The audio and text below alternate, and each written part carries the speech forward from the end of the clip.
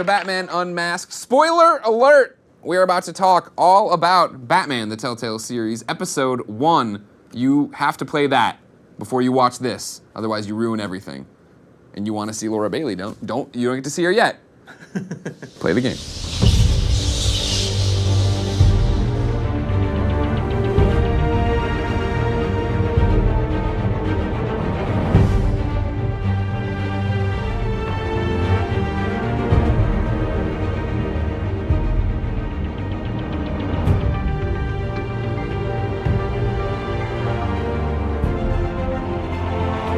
I'm your host, Greg Miller from KindaFunny.com, but we have way more important people here. This is Brandon Jones from Easy Allies. Hey, everybody. I'm wonderful. Clap for this man. Yeah. How are you, man? Thank you for great. coming out. Oh, man. Sit down with you and talk about Batman? I know, It's right? Twist my arm. Pretty easy job. Yeah. Over here, the lovely Laura Bailey. Hi. Catwoman in this game. Yeah. Give me a meow. Meow. Nailed it. That's how she got it. That Yep. was it. And then a man who needs no introduction, But you should probably introduce Zach Keller. He wrote Batman Episode 1. Hey, how are you? Doing good, thank you. Thanks for having me. So we have a lot to talk about. We're going to talk about all the decisions we made, how you became Catwoman, how you wrote it and everything else. But what I want to start with is Brandon Jones. Yeah. You're the most important person on this panel. Oh, well, okay. No pressure. To be clear, Telltale has paid you $0.00. Correct. What did you think of Batman, the Telltale series, Episode 1? I liked it. I loved it. I thought it was really great. Ringing I endorsement. and I actually am very picky about my Batman. Batman's my favorite anything. He's my favorite character or series of stories and series of characters. And I get very picky about, like, well, what are you doing with this character? Or what are you doing? And they actually be some very bold choices. Right, that was the thing about, for me, playing it, where it was the fact that, yeah, like, they're taking what we know about Batman, but still twisting it. And then I hope they continue to mangle it. And I think it's a nice 50-50 share. You get the origin story of supposedly, you know, I'm assuming we get some origins moving forward in later chapters, but you know, some characters we introduced there already, you know, the characters that we know and love, and some we kind of get to see them come into the form that we assume they were going to, but we don't know. Yeah. And just I think right off the bat, you really set the scene that, like, we're going to change things. Like, there's going to be some things you might not be comfortable with as a Batman fan, but why not? I mean, we get an Right. opportunity to tell a story here. Let's do it. Yes, I mean, was that tough to write, Zach? Because you have to go through and you have all these different decisions, and then there's so many choices that pop up, and I'm like, that's not Batman. Yeah. Batman wouldn't do that. And then but you can. I think the other thing too is that, like, there are so many generations of Batman fans and so Yeah. many Batman comics and series that, like, we had to think about which fan was going to play this game, and we wanted it to be something for everybody. And there are inspirations from Frank Miller, from Scott Snyder, all the way up to here, but we also looked outside of that and went to, like, also like Mad Men and West Wing, and, like, what can we mash up to make our version Sure. of what Batman is going to be. And we wanted to express the wide range that is Bruce Wayne and Batman in the toy space. So it goes from as simple as, do you shake the hand of a villain who's in your manor, or how do you deal with Catwoman as well? It's like, you have a private life and a public life, and I think all is on display in this game. Yeah. Make out with her. You make out with her every time. There She's you go. dating my best friend. All this right? is true. You know what? It's a triangle. What are you gonna do? I'm gonna keep being the good Batman that I should be. Not the Batman impaling people on for pieces of you. rebar. That was like, that was insane. Like when you get up there with Falcone and you throw him on that. I think one thing that was important for this game too is it's not just Falcone who was going to notice that. We want to make sure that Gotham was watching as Sure. well. So the choices that you make throughout the season, it's not going to be just like your friends and family. It's everybody in the city. You're literally changing the city with your decisions. Well, that's what was fascinating about it. I mean, leading into it with episode 1 of this show, Batman Unmasked.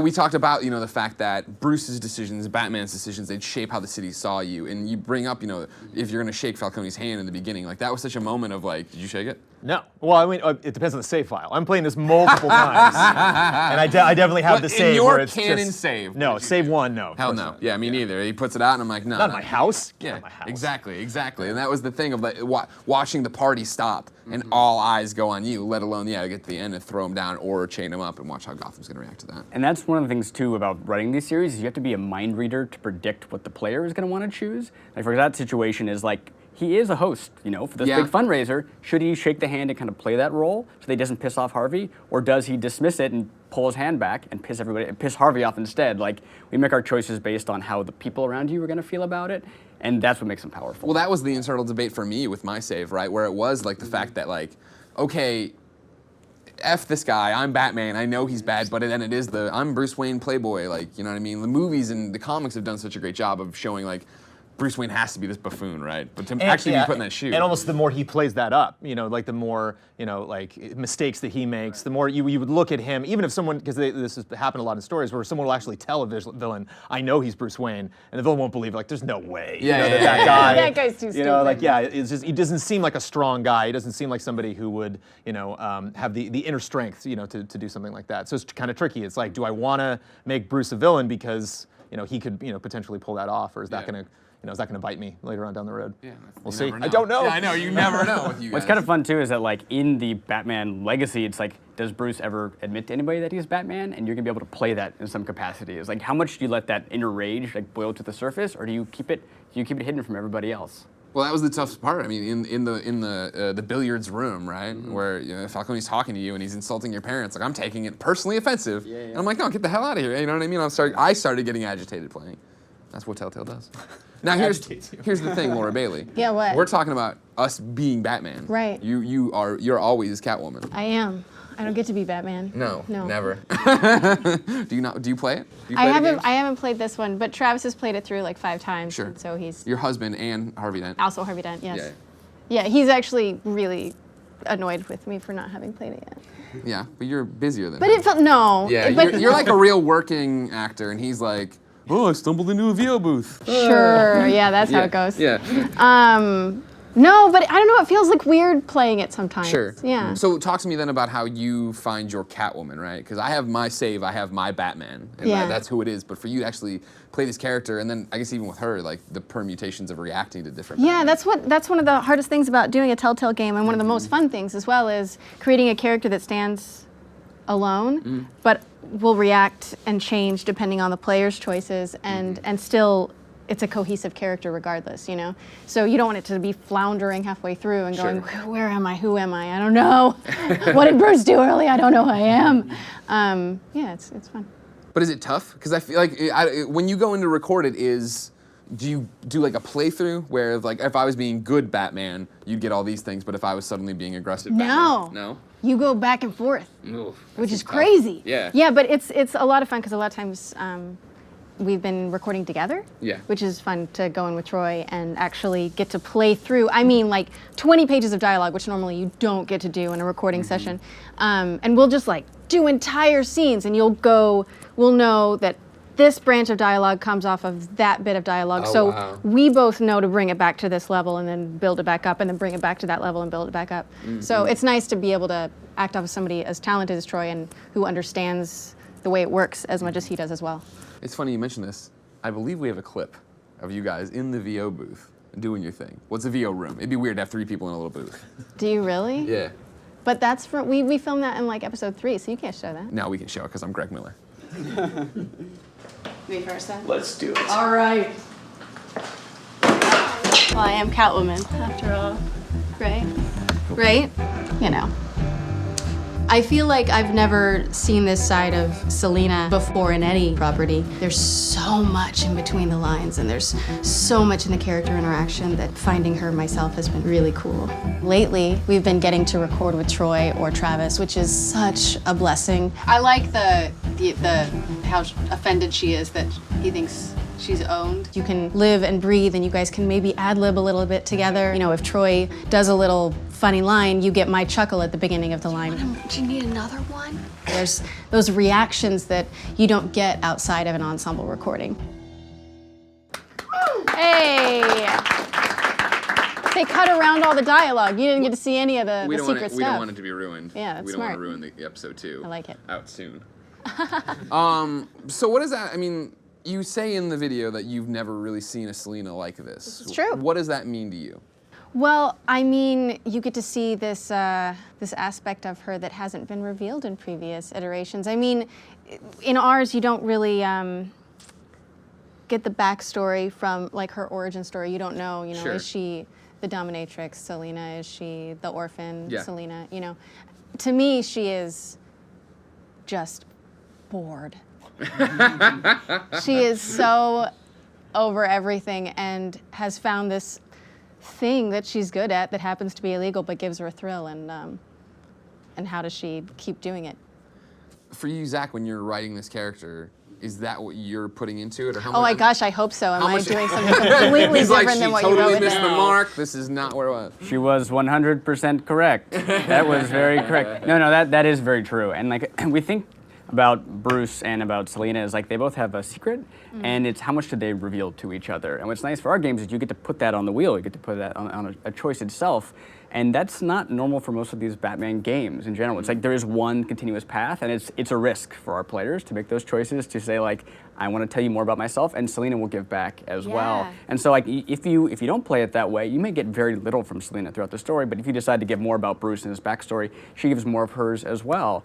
And I liked her as a character because what she says is sometimes exactly what she's thinking, and a lot of times it's not even close to what she's thinking. And so it's fun to, when you're playing scenes with her, because what she's saying, you have to kind of like outthink her. Like she's a couple steps ahead of you all the time, and that's what made the cafe scene in episode 1 I think so strong. Oh, that was a great was that scene. like she was outthinking you, Best the scene entire in the way. series, no question. It was just like the best unexpected, moment. right? Yeah. It was awesome to walk in and be able to talk to her in that way. Yeah. But so then, how are you, Brandon? And I want your canon save. Okay, how yeah. Are you playing Save it with one. Selena?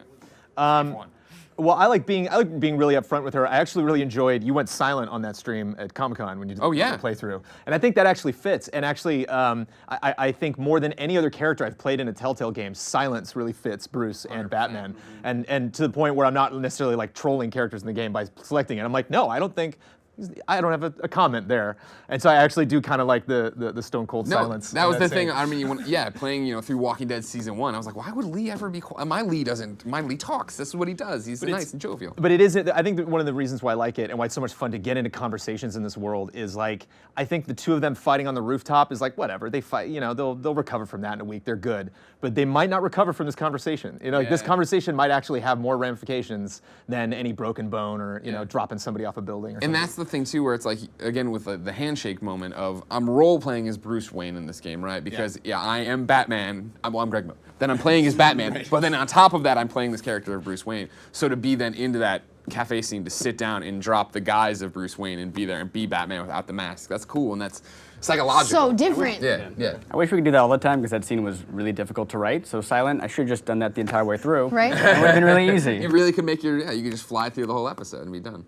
And Harvey's a great dynamic too, because he's kind of a knucklehead. He's kind of like oblivious to everything that's going on in the scene. Obviously, Bruce needs Harvey, for his own means, so he doesn't want to spoil this for Harvey. But you kind of got a sense that he's kind of being casual about it because he's like, "No way are you going to pick up what we're throwing down right now, Harvey." Like even if we said everything right in front of you, you'd be like, "Huh?" Like so, I kind of like it shows that Bruce and Harvey, do have this friendship, but it's not that strong. He doesn't trust him enough to give him this information. Yeah, and that was the fun thing too of like having that backstory play out where when you show up at the party and you start talking to Harvey and you realize, they're friends and they are this dynamic that you don't see enough of, I feel, anymore, because obviously Harvey's character is so far along in the comics or in the movies, we know it's going to be. But to get there and have it be this friendship role, and then I was doing it when I'm playing that first time, I'm like, what does he know? Does he know? What does he know? What do I know? It's my favorite Harvey since the animated series, definitely. Oh, yeah. Take that home to him. I agree. Travis agrees. Yes. Yeah. But then, Travis will remember that. is it fun for you then, Zach, as you're writing that, to play with those expectations? Because that's the thing is, I feel like we all thought we knew what the world and characters were going to be, and then when we got the pieces on the board, things started changing. I think that's, especially for our first episode in a series, what's really important is to set what is our version of that story. Like, who's Harvey, who's Bruce, who's Oswald Cobblepot, who's Alfred. Right. And so that's what our 101 did, was set up who all these people are. And we started this story in a time when they haven't gone down the path of being Two-Face or being the Penguin, and it's very player determinant. You can push them kind of one way or the other, and that's what was fun, is you get to see Bruce and Harvey Dent just kind of like chatting it up and drinking at a party, and you don't normally see that. You get to see him hang out with Oswald Cobblepot in a park, and they're buddies and they're kind of like childhood friends. That's totally different. Yeah. And so we lit a bunch of fuses in the first episode that are gonna pay off much larger in later episodes. So, but that's what was fun for me, was like, who Harvey Dent is going to become, but maybe with your choices, he's not going to be exactly that guy. So. That's fast. So the statue in the park, that's Oswald's one of his relatives or Yeah, grandfather? yeah. I like, again, it's like, I love how because again, I get very emotional when I experience anything Batman. I'm just like, okay, what are you doing? Don't ruin it. And or if you're going to ruin it, let me at least see what you're doing. Let me say, oh, okay, I see what direction you're taking this in. It might not be the direction that I would, like the story to go in. But I love that, Oswald's very different. We haven't seen, an Oswald like this. And I like that you see the statue of kind of what Oswald should look like kind of a more, more portly sideburns, like an Oswald that kind of was more traditional of what the character. And so I love this kind of the 50-50 split between like what you're expecting and where the story's actually going. Yeah, I mean, was that one of those, we talked about it before the episode came out, but now that we have a taste of it, I guess, is that what we should expect from all the Batman tropes you'd expect to see? We want to turn all of them on their heads. And I think especially for Cobblepot is that the Danny DeVito version is so strong. Like we knew exactly what that one was, and we wanted to take something that was completely different. So you didn't even know it was Oswald at first. It's a guy in a trench coat with like this crazy hair, and who is this guy? But what we liked about it was that we learned that Cobblepot's parents and Bruce's parents were very similar. They were kind of socialites in Gotham, and they both had traumatic events happen to them. Obviously, Bruce's parents were killed, and then something. You really got to play episode 1. I should. Wow. Have you seen Titanic? The boat. I can ruin a bunch of other stuff right now too.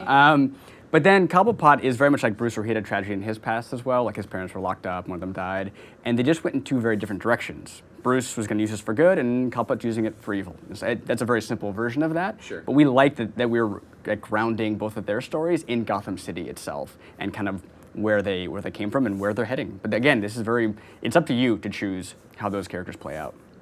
For you, Selena. Hi. He mentions the Danny DeVito version. We talk about what we think the Penguin should look like, right? For Catwoman, for you, did you go back and read stuff, watch stuff, or was it just you wanted to go in and let it speak for itself? I kind of wanted to go in and let it speak for itself, but I mean, Michelle Pfeiffer Catwoman, come on. She's so awesome. Yeah. Anytime if I'm doing a line and in my head I can imagine her doing it, I'm like, but yeah, no. She's so standalone. All of the characters really are. So that's the hard part, is that everyone has expectations of what Batman is. Like you're saying, like you've read, I'm sure, and seen and watched and played about 100 different Batmans. Bruce's parents have died in an alleyway probably 30 times in front of your eyes. I think that's what's tough even with writing, is people are like, oh wait, I'm gonna write this Alfred or like this Bruce Wayne. We tried not to do that. Like on the writing side, is we tried to like pay homage to all those characters, but then make it our own as well. So it didn't feel like it was just a puzzle pieces put together to make this game. It was like really like Telltale's own version of all these characters and story. So then talk to me a little bit about the detective mode you guys use. That was something else I didn't expect, I don't think. When we got in there, again, the Rocksteady games, they had their detective mode. We've seen it in other things. But to get in there and reconstruct the crime scene and walk around and try to take clues and put them together, I thought was fascinating. Yeah, I think you don't see that too much in the movies or the games in general, even though he came from being the world's greatest detective, and we wanted to actually grab that and run with it for this series. And that was a very, very design-heavy thing. We let our take that and put all the puzzle pieces together, and then as a writer, as a writing team, we tried to figure out that story in reverse. Like, what happened at the docks? How do you piece that information together? How does Batman use his tech to solve the problem? That was as difficult a challenge to write as it was probably to play as well. Potentially even more so to make it make sense. But that's just, we felt like that was lacking in a lot of series these days, was the detective aspect, and it's going to come back throughout the season as well, because we really want to play that up. Did you like it? Oh, I love it. I also love the context of that scene. Not only one thing that we haven't talked about that was extremely appreciated and different from a lot of Batman stuff we get is this game is extremely gory. Yeah. When you dug into the dude's head, I was like, oh, it's still a Telltale game. Yeah. But I like that. I thought that was very interesting. I like that he's kind of on a time crunch. Like the police come running in after you do after you put all the pieces together. You get a chance to be really brutal or be kind of passive. It's like we've seen Batman interrogate so many times. It's like, oh, I can do this. He just hurts people. But you really think like, well, what part of your body do I want to hit? Like to really break it down, it doesn't seem so simple. And I think too, for part of that is that I was mentioning earlier that like our choices are usually tied to a character as well. So you could be horribly brutal in that investigation when you're talking to that guy, or you can just talk to him as well. And then Gordon shows up, which is an unexpected repercussion of that. And that ending of that scene actually is very important to the rest of the series. Is he either views Batman as potentially a good guy and an ally, or like a vicious monster as well. So like whenever we're thinking about our choice space, we're going to tie it to a character that you're going to have a relationship with throughout the rest of the series, and you're going to get content and you're going to get scenes that you might or you might not, depending on what you've done. And like, it's funny because like I was when we played it at Comic-Con, there was like a bunch of people in the audience who were like, Batman would not break this guy's arm, and that's their Batman. They won't do that. But some guy like then there was 90% of the audience that wanted blood. Yeah. Like the little kids were just screaming like, "Kill him!" Like it was crazy. So like that was very exciting to us as well. Is that like the detective aspect? It's Batman. He's doing his job. But then it's like when you meet a bad guy, you meet this guy you're interrogating. What do you do then? Like you can go as simple as just trying to get information out of him, or you can beat the hell out of him. I think that's what's exciting to us as writers, I think, is that like being able to have a Bruce Wayne who could be buttoned up at a gala in the first sequence, and then literally like 15 minutes later, like beating some guy with a pipe. Like, I think that's that we're going to run the gamut with this character. And even the comics, I think, you know, there is kind of like, they hit the reset button when a new issue comes out, and it's like, well, Joker's back in Arkham, everything's kind of reset, they're just back, and they're just these characters. And so it is interesting to get the sense that, like, the more brutal you are, that's not going to go away. Like, citizens will not forget that, police will not forget that, you know, certainly Falcone and the villains will not forget that. Is that one of, I mean, for, you know, I've played a lot. I'm sure everybody at the panel and this audience over here has played a lot of the Telltale games. Is this for? Do you view this as one of the ones that's deviating the most in terms of playthroughs? Because before it was like, you know, I'm Lee, I'm Clem, I'm doing this, I'll do that, and like there's little changes. Sure, I always talked about like a coloring book, right? We had the same picture, we just shaded it differently. But it really does feel like with this that if I'm going to be brutal Batman and Laura's going to be super nice Batman, we're going to get to a point where it's like, oh no, this isn't how it ended for me at all. It's going to be definitely the most branched game that we've made, especially with the character relationships, which I think we're doubling down on this one because plot points, like, you know, the story could be slightly different, but people don't really respond to that. It's like, does Catwoman want to come see me, or does Catwoman hate me? That feels a lot worse than like, did I go to the bank or did I go to the grocery store? You know what I mean? Although Batman at the grocery store sounds like an amazing scene. Yeah, right? that should probably happen. There's no carrots or whatever he yelled. I don't know. But that's why we put, again, these I keep coming back, but we put the choices on the characters because like there may be scenes later where Batman's like, I need your help, Catwoman. And she's like, I'm like, screw you. Exactly. She says it. Just like that. Nailed it. Screw you. Screw you. That's actually how we recorded. It's perfect. Yeah. Yeah, it's good. That's why I love Batman is the characters. That's why my favorite. You know, the style is great, the gadgets and the action and everything. But just the interesting relationships when you really dig deep and find out what's going on underneath the surface. You know, there's amazing books they've written on psychology of all of these villains. It seems really cut and dry, but like they're very complex, realistic characters. Like there's people, you know, unfortunately like these people that are, you know, on planet Earth walking around. Yeah. There's a Mr. Freeze. Yeah. Mr. Freeze is out there. He doesn't have the science yet, but he's out there somewhere. What I like about it is these characters, and what I enjoyed, and you already brought up, is the fact of taking Bruce and dropping him into that park with Cobblepot, right, and having it look different. And the fact that you're taking these characters and putting them in situations I don't think we're familiar with putting them in. And we have a scene to show, and it's a very similar thing, where it's a casual Bruce Wayne, which I wasn't expecting either. So let's see this clip. Selina, I need to tell you something important. You should have just killed me on that rooftop. You can't just leave. Innocent people will end up in the line of fire. Bruce, sweetie. The gallant knight thing, it really is adorable. But what would Harvey think? The two of us working together. After all. Selina Kyle, Penguin says hello. I'm not really an all work and no play kind of girl. Seduction. Bruce Wayne in a hoodie. Yeah. I like it. I mean, spoilers, that is a dance-off. Oh, that's how it comes in? They do the bat dance? And they run up and then they just we start motion dancing. captured all of it. It's really fun. Now, Laura Bailey. What? Thank you so much for coming. It's a pleasure. It's a pleasure. Don't worry. Thanks. It's great to have you. Right there, we get a look at, I think, what we think of Catwoman, right? She's on the fence. She's getting ready to leave, it sounds like. I don't know what's happening in the scene. I wasn't in the booth. It's true. Is that... Can you take it at face level? You don't know. Is that your playthrough? You don't know. Keep going. Is that fun to play or hard to play? A character that operates in the gray area, right? Because we were talking before, like, if Catwoman's ever put with the rogues, you're like, no, that's not really where she belongs. She's somewhere in the middle here. She's neutral. She's true neutral. True neutral. She's not lawful good. She's not chaotic evil. She's right there in the middle. Is that fun to play? Yeah. It's the most fun to play somebody who's like the anti-hero, right? Somebody who does bad things, but they also do good things. That way you get to play both sides of the fence. The fence. Yeah. Okay, good. And she's helpful, I think, for Batman because there's some people who are gonna like. I think the first choice with with Batman and with Catwoman is she's like, why do you do this? Yep. And it was kind of, we wanted, again, to set expectations that this is going to be different. You can say, like, I'm doing it for Gotham, yay. You're like, oh, great. And she can then dismiss that, which is really nice. Like, that's the best part about Catwoman is that, like, she's not doing it for good, really. She's not doing it for evil, really. She's right down the middle, which is perfect for our games as well, because as I said, you don't know what she's thinking. And for Batman, it's like she could push him either way. And push him down the dark side or push him into the good side as well. And like, I think that just makes it a lot of fun. Yeah. She could be really vulnerable and she's just playing this like catty sort of thing because she doesn't want to reveal it. What I don't like about it is the fact that, well, the voice. But what I don't like about it, I'm kidding, you're very good. You're very good. Okay, my apologies.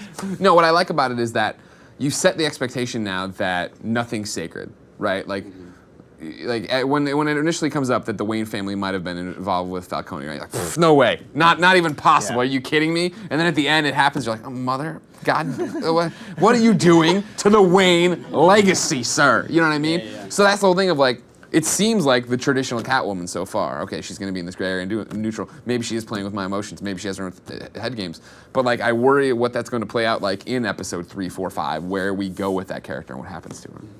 Yeah, and it's especially with the Wayne family legacy, like that was the hook initially. That was the original pitch for the season because we have, as I said, we've seen every crime alley that has ever been made and every possible iteration of it. We've seen so many different versions of Batman, but we hadn't seen this, oddly enough. We hadn't seen one where the reason he became Batman is now in question. And that was like a really exciting place to start our story. It's like, well, what do you do when the thing that's the most important to you has been taken away? Like who are you going to become in that situation? And it's kind of a hard speaking of reset, it's a hard reset for like the city in a lot of ways. Like basically all these villains are coming into themselves. We have Catwoman, who's not exactly a villain. We have Harvey Dent. We have Oswald Cobblepot. At the same time, Bruce is questioning why he's even here in the first place. That is a great place to start for 8 more hours of content. You know, like it just opens up the world of like, well, what do you do now when everything is in question, when everything is gray?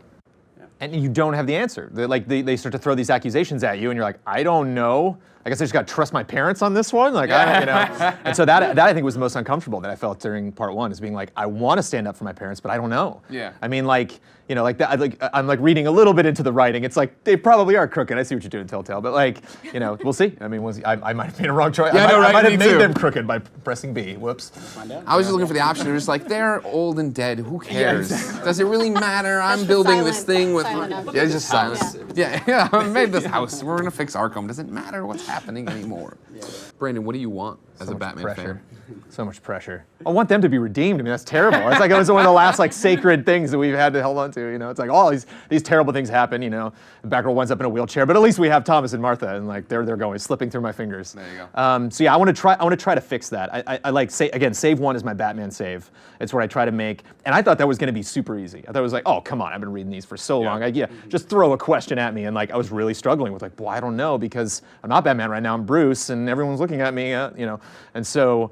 I think seeing if I can do that, seeing if I can and wrap that up, you know, and I'm sure I'll be satisfied with the story. But like, am I happy the way, you know, would I want this to be my Batman? If this story continued and I read that comic for years and years, would I still keep reading it? You know, would I still be interested in this hero? That's what's scary is I'm making the choices as my Batman. Yeah. And what if we do get 3 episodes in? I'm like, oh man, I screwed this up. Way to go, idiot. Yeah, stupid Batman. But I think too is that like even if you can't change some of the things, like some things you just are unchangeable. That's how life goes. But you can potentially come to terms with what happened. You know, so it's going to be interesting is that you as a player in person are going to have to come to terms with that as well. Like maybe Bruce can in the story, but maybe you have to, or maybe he has to, just as life would go. You know, it's an interesting role-playing space for us to play with too. It's deep. It's deep. It's too deep. You know, I can leave now. No, yeah, you nailed it. Swish. Yeah. Get on out of there. Where did you go with the evidence? Vicky Vale or Gordon? I went to Gordon. Really? I went Vale. Yeah, and that's just, you know, bias over years and years and years. It's just like I'm gonna put my chips on that side of the table. I was like, he's just a lieutenant. He's still so low. There's still so much corruption above him. Well, and I want to marry Vicky Vale. And well, right. And that's the trick is that I kind of have to separate in my brain. Like, am I making this decision based on what you've told me about Gordon, or am I making it based or am I making it based on what this innate trust that I've just developed for Gordon that is going to get me into trouble? See, now I made the wrong decision. Thanks, Greg. Well, when you see me and Vicky getting married, you'll understand. So we talked a little bit about how much I love the Harvey-Bruce dynamic, right? But there is this Selena component that we haven't talked about in terms of, we watched the video earlier and she makes this whole thing about them working together and like, historically there is the Batman Catwoman attraction. Right. How are you writing it in terms of Telltale, and how are you performing it, this love triangle that you guys have going on? So that's something we're definitely exploring in this season. Is we have Vicky Vale, we have Selena Kyle, and we have Bruce Wayne, and now actually it's almost then we have Harvey Dent as well. So there's a lot of people. Love Square. Now it's Love Square, which is a whole new concept we're introducing here. No, but there is the possibility of this in our series. I think it's one of the first times that we're doing that as well, and. Again, it's going to be based on your investment in these characters, and it's going to be mutually exclusive. Obviously, it's like, do you as Batman, do you kind of side with Selena, or are you going to talk more to Vicky Vale? And they're going to add up throughout the season, and I think that was exciting for us writing it because it just added another level to your role playing. You know, you're not just there to save Gotham and to write your family name, but also there's characters that you care about and who do you want to spend more time with. It's literally as simple as that. But those are going to have ramifications that are beyond the personal level. That's going to, Vicky Vale is a reporter and Selena Kyle is Catwoman. That's going to ripple out into both sides of Bruce's life. Are you going to screw with your friend Harvey, or?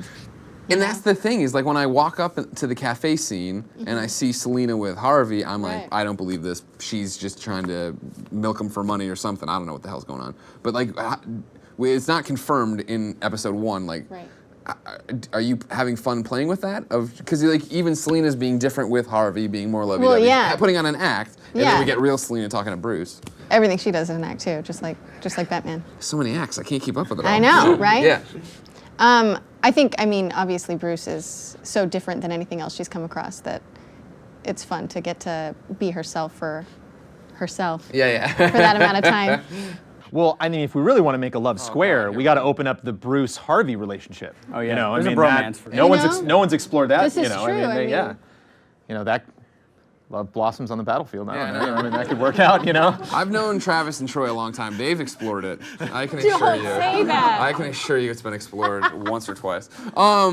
But yeah, like where are you coming down right now? I mean, I like Vicky Vale. I gave her the evidence. I'm sticking with Vicky Vale. Yeah, it's interesting. You're missing out. I mean, You are missing out. Arguably, no one of all of those central characters knows the least other than Vicky. I mean, she's completely in the dark. So I know she could end up being the Riddler or something. Who knows what you guys are doing? I feel nervous putting all of this stake in her when she's so clearly talking to Batman and doesn't realize it. It's like. Whereas there's a certain, I mean, there's definitely a danger to Catwoman, but there's also the street smart. There's also I think more of a kinship. I think I could use Vicky Vale for my own means, where I could actually be somewhat on par with Catwoman. Yeah. Right. Yeah, but she's on your level. But maybe you know Vicky can be the lighthouse and bring Bruce back to the shore. You know what I mean? Catwoman can be that too. Selena, you don't know. You don't know. I don't know, but I think I know. You don't know. But I think I know. And so I'm making my choices based on that, Laura. Your funeral. It will be. And it will. I don't like her either. So we're talking about Vicky in the context of the evidence. Talk to me a bit about your Gordon, because we didn't get to see a lot of him, but he did pop up. Yeah, and I think one other theme that's kind of been prevalent in this series is it's early on. It is Batman's early years, so with Vicky Vale and with Gordon, he's Lieutenant Gordon right now. He's not commissioner, and Vicky Vale was just a reporter. And Bruce and Batman, it's his maybe first couple years doing it. You can tell that there's a mythos around him, but and not many people know what Batman is doing. And we wanted to explore that with Gordon as well. If you double down on Gordon and you give him this information, is that going to make him commissioner somewhere down the road? I don't know. But we really like that every kind of all the cards were on the table for him too, and you were able to play with that. You trust the police because they're shooting at you in the first episode. They think you may be in some capacity a villain, because you've been a vigilante and that is illegal technically. And how does Gordon feel about that? And your decisions are going to inform that. If you break the guy's arm, Gordon, and then you disappear on him right afterwards, which is a very Batman move, he is not going to be happy with you later in the season. Yeah, the ones where I was rough and then Gordon popped over, I was like, I'm sorry. Bye. Sorry, Dad. Sorry, Dad. Okay, bye. I don't mean to piss you off. Bye. Take care of Barbara, who I assume is there too. Yes. Excellent. Excellent. But that is interesting. I can't recall any like Batman story I've read where you pit Vicky Vale and Gordon against each other. You know, like there's not two characters you really see as like trying to make a decision between either or. But it is kind of fascinating when Bruce and Batman doesn't know them. You know, it doesn't really have a relationship to build on, and so you got to start somewhere. You build it. You know, it's like, and this was we kept it as simple as like, one is who do you trust more, and then also is it the media that you think can take down Falcone, or do you think it is actually the police? Like it's as simple as that right off the bat. But then as you said, you're starting the first bit of investment in that character. And No in way that the police can relationship. do it. The police can't do it. There's no way. No way. There's no way. You picked wrong. I gave it to Vicky. You're looking for the short fix. Maybe Vicky. You know, will be you're police looking for commissioner. you want Gotham to be saved tomorrow, Greg. It's not that simple. It's true. You got to invest long haul. As Taylor You Swift said, got to install that bat Band-Aids signal. don't fix bullet holes. Perhaps I went with the. Especially not the first bullet hole in this story, for sure. No Band-Aid's gonna fix that. Nothing can fix that bullet hole. Gordon just puts a little. Yeah. It's a Hello Kitty for some reason. I don't know why. Yeah. So Brandon, being a big Bat fan, what was your take on the things we come to expect with Batman, the Batmobile, the Batcave?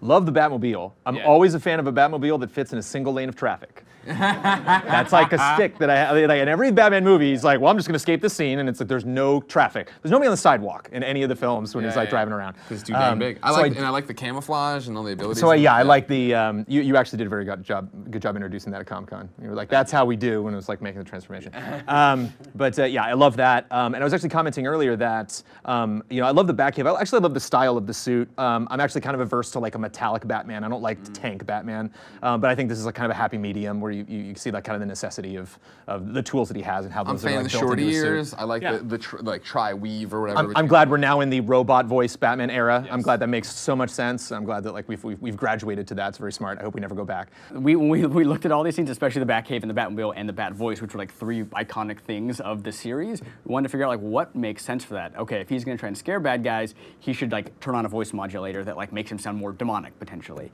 And if Batman has to do bat things in Gotham, he shouldn't have to drive back to the Batcave, get his Batmobile, and then come back out again, you know? So that's why we came up with the transforming Batmobile. Like we kind of just tried to figure out a way that all these kind of peculiar things about Batman made sense to us. We've talked about every character but one, Alfred.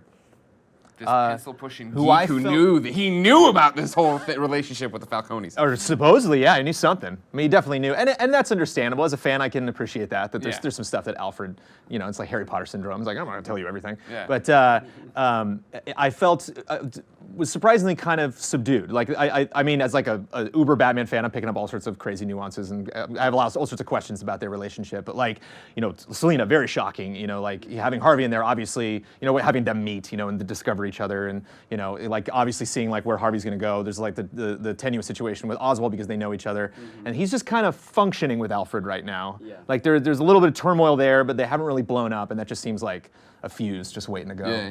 I feel like that's where I'm excited to see that. Yeah, I'm waiting for that moment. Like, oh, here's the scene. Okay, here we go. Is it hard to like listen to their responses and keep a straight face without revealing anything? He's like, oh, no, we haven't talked about Alfred. Yeah, because I know. I think what's interesting about Alfred, and in this version at least, is that we've almost initially kicked the players in the teeth with like, your house is getting raided, like Bruce, like Catwoman steals something from, like so many bad things are happening to him, like right off the bat. We kind of wanted a somewhat safe place, which happens to be a dark, scary cave with bats in it, and this old man. That's really weird.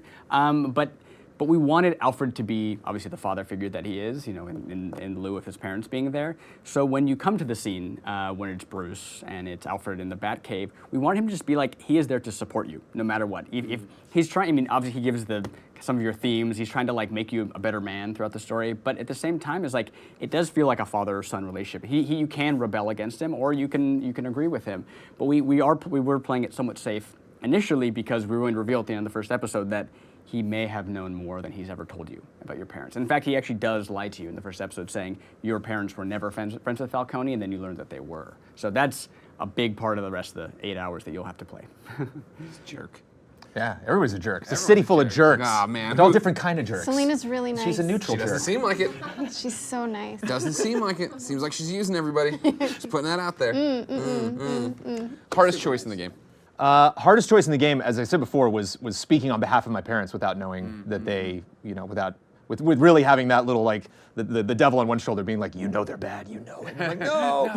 Yeah. Having to cover for my dead parents was rough every time. Do you want me to call Travis right now and find out what his hardest choice was? Yeah, go do it. Yeah. We'll wait. Okay. I really do want to call him right now. Hold on. Do you have his number? It's my first favorite. Oh, they're in love. Thanks. Now will he answer? Oh my God! If he doesn't, I'm gonna. I went straight to voicemail. I'm pretty sure I'm pretty sure he hit ignore. I feel like Let's pretend they can't hear the other side. Just pretend and be like, oh. Oh my God! That part with he said the parent thing too. Oh, cool. Good. What's gonna suck is like playing it and then knowing that I'm not gonna get to hear some of the fun stuff that we did. I know That's that is really hard. I think that is one of the tough things about this is that you're writing a 2-hour game and only. Actually, you're technically writing 4 versions of that game because there are 4 choices up on the wheel at any point in time. Yeah. So you're writing 4 versions of this Batman story that all have to be cohesive no matter which way you choose. And at the same time, 3/4 of that is never seen. Right. And so that's like when you were talking about the cafe scene and choosing silent all the way at Comic-Con. Right. I was there like, oh, this is like one of our writers, Shannon Ingalls, wrote that scene and it was awesome. And I was like, I can't wait to see how they react to it. And then you were like, silent, silent, silent. And so, which was great. It totally worked out, which was awesome. But at the same time, there was 3 times many other 3s. Choices that were you never saw and you never played, and so that's what's interesting about our games too is that like it's the choices you make, but it's also the choices you don't make. You know what I mean? Like you're missing out on so much as well. And I think there's every time you press the button, you should be like, oh, I should have chosen that other thing. You know? Are you ready to go to the audience with questions? Yeah. Okay. You don't have to actually move. We give them a microphone. Oh well, there you go. So for the Batman Telltale series, how is the development any different from, say, another Telltale game? I know you usually do like episode by episode. You don't have everything done and then release them one at a time. You pretty much do the first episode and you're working on the next ones afterwards. So is there any difference because of what you're working with here, where it might be different from any previous games you've done? Yeah, it's pressure is the difference. I think on this one is that like Batman is so well known that like when we stepped into the DC world, we were like, well, everyone's gonna be looking at this game. We need to think more clearly about it and kind of make our choices. One, set who we are in this version, but at the same time, like as I said before, pay homage to what Batman has become. What we do like doing is live development, where we'll figure out the first episode, we'll write it, we'll put it together, and at the same time, we're projecting where the rest of the season could go, kind of knowing if you make the choice, are you brutal or not? Like those choices, and how do they ripple out throughout the rest of the season? So we're kind of like figuring out what that's going to do. At the same time, we put like a target of what the 5th episode, what our final episode is going to be. But at the same time, so much changes in development that we need to be flexible with that as well. You know, as we're writing it, we like even in the booth, we come up with new lines and better versions of it. That then when an episode's in the can, we move on to the next one as well and continue developing it. Like we're still trying to hit that target at the very end because we know, and when you're writing a story, the inciting incident of Bruce Wayne's family is potentially corrupt. That needs to ripple out, and it needs to be what the ending of the game is about as well. What else do we have from the audience? All right, so it sounds like with every character, you've taken what a lot of people perceive as who the character is, and you've applied your own twist. So with each character, are they going to break our hearts similar to other Telltale games as well throughout the rest of the season? Yes. Next question. Damn! Oh no! Don't break our hearts. What are they gonna do? What are they gonna do to you? Do you know, how far ahead of you do you know right now? I mean, we're on episode 3. We've recorded episode 3. All right. I know, so it's hard when you're asking me questions. I'm like, yeah. We know you live that long. Well, we know she's still alive. Yeah, exactly. Oh, All right. I shouldn't have said that. Did I spoil it? Well, you can potentially be alive. Potentially, I could be alive. Yeah. Good point. Good point. Yeah. Every save's different. I'm gonna try to kill It's so true. hard. No, it's so true. Next question.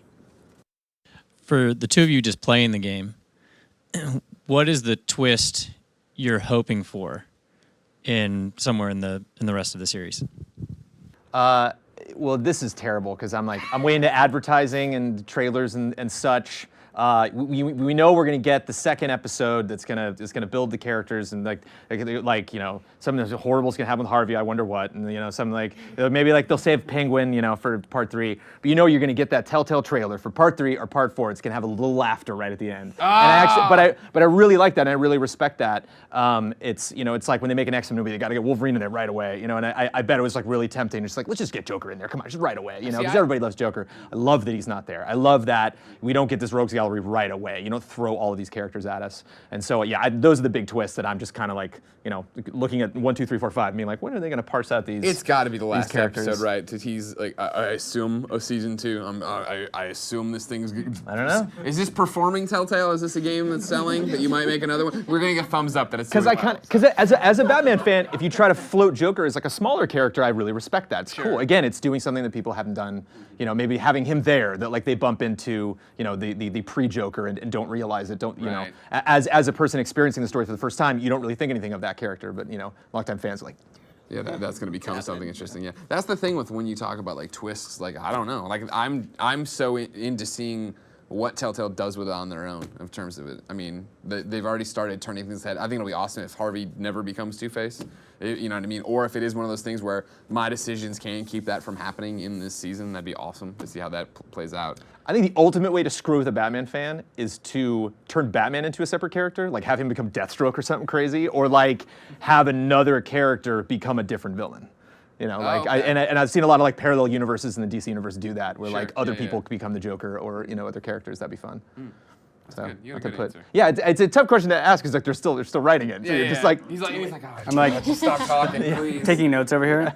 Hey, people like Joker. If you just do sound options, Invisible. you become the Joker. Invisible notes on here. That's good. All right, Zach, Laura, Brandon, thank you so much for joining us here on Batman Unmasked. Thank you, of course, for watching back home. It's time for us to go, but that means it's time for you to get ready to play Batman, the Telltale series, episode 2, available soon, right? Is that the deal? That's another thumbs up from Telltale. Sometime it'll be out. You go play that, and then we'll put up a new video like this with different people where we talk about those decisions. But until next time, it's been our pleasure to serve you.